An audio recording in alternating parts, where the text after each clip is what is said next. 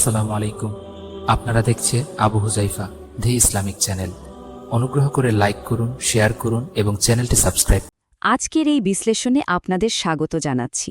আচ্ছা, একটা ব্যাপার খেয়াল করেছেন? আমরা কিন্তু আমাদের ঘরবাড়ি নিরাপদ রাখতে কত কিছুরই না আয়োজন করি, তাই না?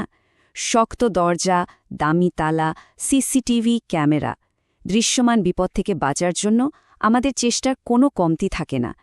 কিন্তু আমাদের নিজেদের ঘরের সবচেয়ে ব্যক্তিগত আর বলতে গেলে সবচেয়ে অরক্ষিত যে জায়গাটা, সেখানেও কি অদৃশ্যের আক্রমণের কোনো ঝুঁকি থাকতে পারে? প্রতিদিনের অত্যন্ত সাধারণ রুটিন একটা কাজের আড়ালে কতটা গভীর আধ্যাত্মিক তাৎপর্য লুকিয়ে থাকতে পারে? আজ আমরা ঠিক সেই বিষয়টি নিয়েই আলোচনা করব। প্রশ্ন জাগতে পারে, একেবারে সাধারণ একটা দৈনন্দিন অভ্যাস কিভাবে আমাদের শারীরিক এবং আধ্যাত্মিক পবিত্রতাকে রক্ষা করতে পারে? শুনতে খুব সাধারণ মনে হলেও একটু তলিয়ে দেখলে বুঝবেন এর প্রভাব আসলে অভাবনীয়। এই প্রশ্নের উত্তর খুঁজতে গিয়ে আজ আমরা এমন এক সংযোগের সন্ধান পাব যেখানে আমাদের রেগুলার লাইফস্টাইল আর স্পিরিচুয়াল সিকিউরিটির মধ্যে এক দারুণ নিবিড় সম্পর্ক রয়েছে। তো চলুন শুরুতেই দেখে নিই আমাদের আজকের পর্ব ১, মূল হাদিস। সহি বুখারীর ১৪৪২ নম্বর হাদিসের এই মূল আরবি টেক্সটটি হচ্ছে আমাদের আজকের আলোচনার একেবারে কেন্দ্রবিন্দু। ভেবে দেখুন, গত ১৪০০ বছরেরও বেশি সময় ধরে এই শব্দগুলো কিন্তু একেবারে অবিকলস সংরক্ষিত আছে, আর কোটি কোটি মানুষ প্রতিদিন এটা অনুশীলনও করছেন। যে কোনো বিষয়কে নিখুঁতভাবে বুঝতে হলে একেবারে মূল উৎসের সাথে যুক্ত হওয়াটা কিন্তু খুবই জরুরি। এর প্রতিটি শব্দচয়ন আমাদের খুব সুনির্দিষ্ট একটা বার্তার দিকে নিয়ে যায়। প্রখ্যাত সাহাবী আনাস ইবনু মালিক রাদিয়াল্লাহু আনহু এর বর্ণনা থেকে আমরা এক চমৎকার প্রাত্যহিক অভ্যাসের কথা জানতে পারি।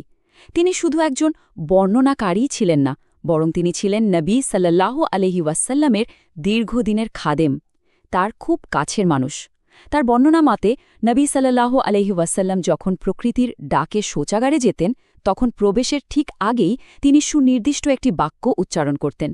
বাক্যটি বা বলা যায় দোয়াটি হল, আল্লাহুম্মা ইন্নি আউযু বিকা মিনাল খুবুসি ওয়াল খাবাইস, যার অর্থ দাঁড়ায়, হে আল্লাহ, আমি মন্দ কাজ ও শয়তান থেকে আপনার আশ্রয় চাচ্ছি। এখানে আরবি খুবুস এবং খাবাইস এই শব্দ দুটির ব্যবহার কিন্তু ভীষণ তাৎপর্যপূর্ণ।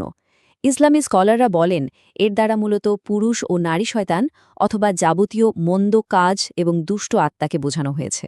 অর্থাৎ বুঝতে পারছেন, এখানে একদম ডাবল বা দ্বৈত একটা সুরক্ষার কথা বলা হয়েছে। প্রতিদিনের এই ছোট্ট একটা অভ্যাসের মাধ্যমে আমরা দৃশ্যমান মন্দ কাজ এবং অদৃশ্য খারাপ সত্তা উভয় দিক থেকে আশ্রয় প্রার্থনা করছি। এবার আমরা চলে যাচ্ছি আমাদের দ্বিতীয় পর্বে, শারীরিক ও আধ্যাত্মিক পবিত্রতা। শারীরিক অপবিত্রতা আর আধ্যাত্মিক অপবিত্রতার মধ্যে কিন্তু অদ্ভুত একটা সমান্তরাল সম্পর্ক আছে। ব্যাপারটা একটা সহজ উদাহরণ দিয়ে বোঝা যাক। ধরুন, শরীরে কোনো ক্ষতস্থান খোলা আছে বা অপরিষ্কার আছে, সেখানে কি হয়? ব্যাকটেরিয়া বা ভাইরাস খুব সহজেই অ্যাটাক করে, তাই না? ঠিক তেমনি বাহ্যিক ময়লা বা শারীরিক অপবিত্রতা এমন এক পরিবেশ তৈরি করে যা নেতিবাচক অদৃশ্য সত্তাদের খুব দ্রুত আকর্ষণ করে। ইসলামী স্কলারদের মতে শয়তানের অন্যতম প্রধান একটা অস্ত্রই হল মানুষকে এই বাহ্যিক ময়লা বা শারীরিক অপবিত্রতার মাধ্যমে আধ্যাত্মিকভাবে অশুচি করে ফেলা। তাই ময়লা ও অপবিত্রতা থেকে বেঁচে থাকাটা কিন্তু নিছক কোনো পার্সোনাল হাইজিনের বিষয় না, এটা ধর্মীয়ভাবে একেবারে ফরজ বা বাধ্যতামূলক। ইসলামে মানুষের শরীর এবং আত্মার মধ্যে খুব গভীর একটা কানেকশন রয়েছে বলে বিশ্বাস করা হয়। কাজেই শরীর ও কাপড় চোপড় বাহ্যিক ময়লা থেকে পরিষ্কার রাখা আমাদের জন্য এক অবশ্য পালনীয় দায়িত্ব, যা সরাসরি আমাদের আধ্যাত্মিক সুস্থতার সাথে জড়িত। অপবিত্রতা থেকে নিজেকে যথাযথভাবে রক্ষা না করলে কিন্তু পরিণতি মারাত্মক হতে পারে। হাদিসে খুব স্পষ্টভাবে একটা কড়া সতর্কবার্তা দেওয়া হয়েছে। বলা হয়েছে যে পেশাব বা এই জাতীয় অপবিত্রতা থেকে নিজেকে ঠিকমতো পরিষ্কার না রাখার কারণে কবরের শাস্তির বিষয়টি সাব্যস্ত হয়েছে। এটা কিন্তু অত্যন্ত সিরিয়াস একটা ব্যাপার। আপাতদৃষ্টিতে যাকে হয়তো আমরা খুব সামান্য অবহেলা বলে মনে করছি, আধ্যাত্মিক জগতে তার সুদূর প্রসারী আর দীর্ঘমেয়াদী প্রভাব রয়েছে। পবিত্রতার এই বিধানটি বারবার আমাদের মনে করিয়ে দেয় যে ছোট ছোট সতর্কতাগুলোই আসলে আমাদের বৃহৎ সুরক্ষার মূল চাবিকাঠি। চলে এলাম পর্ব ৩-এ, অদৃশ্যের বিরুদ্ধে প্রতিরক্ষা। ইসলামী আলিমগণ প্রতিদিনের এই ছোট অভ্যাসটিকে অত্যন্ত সূক্ষ্মভাবে বিশ্লেষণ করেছেন এবং এখান থেকে দারুণ কিছু শিক্ষা বের করে এনেছেন।